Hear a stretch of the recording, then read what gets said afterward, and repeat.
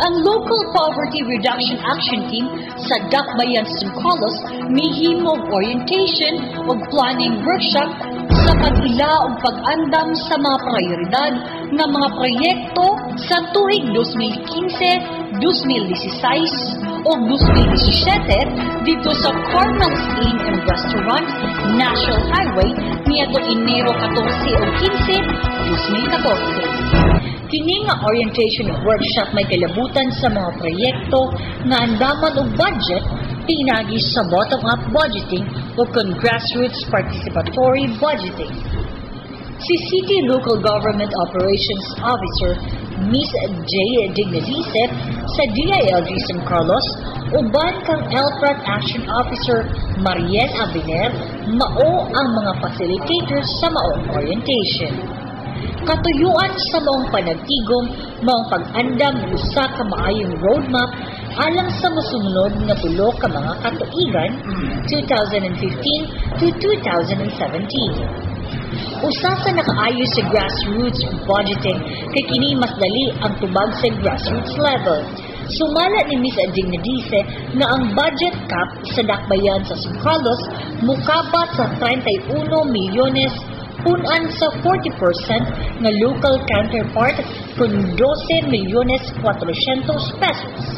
Dugang pa ni Ms. Dignadice nga sumala sa guidelines na ang mga proyekto nga andamon kinahanglan dili moubos sa 500,000 pesos. Ang katuyuan niini mao ang pagsiguro nga mahatagan og gahom ang mga katawhan nga magtutok sa pagkunhod sa kawan-on uban sa mga ahensya nga magtabang kanila. At first, DA was very good because they were the first to download money to San Carlos for farm-to-market roads. So I thought, maayon din kung dinatawagin to align with DA. But as I've been inquiring from other NGOs of mga performances of other national agencies on DUP, dili po din kay Mayo tanang with agriculture, Department of DA. Labi na yun, okay mo mga projects kaning becomes to bringing in inputs, magpa-program sa animals o high-value crops, dagdag po kayo mga requirements.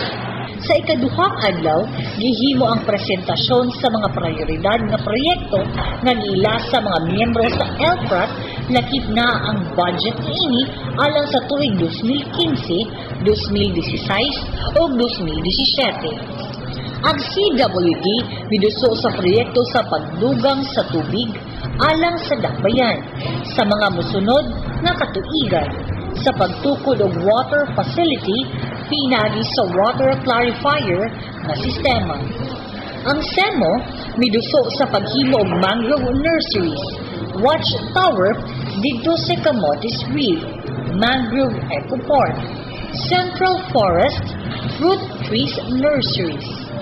Ang PESO miduso sa ilang livelihood nga mga programa ug paghatag og mga starter kits, emergency employment nga program og OFW integrated program. Sa bahin sa fishery, sila miandam sa mga livelihood sama sa paghimo og fiberglass boat making, ice making factory, pagtukod og tilapia hatchery, uban pa nga mga livelihood nga mga programa. Ang engineering misugyot sa pagsimento sa mga kadalanan sa kabukiran ilabi na sa Quezon, Prosperidad ug Punao Bagunbon Road.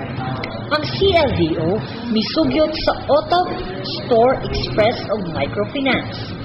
Ang CSWD miduso sa pagtukod sa mga kulang nga daycare center sa barangay, ang DepEd sa pagpaayos sa mga guba nga mga school building ug open high school program. Samtang ang City Health miduso sa mga training alang sa mga health personnel.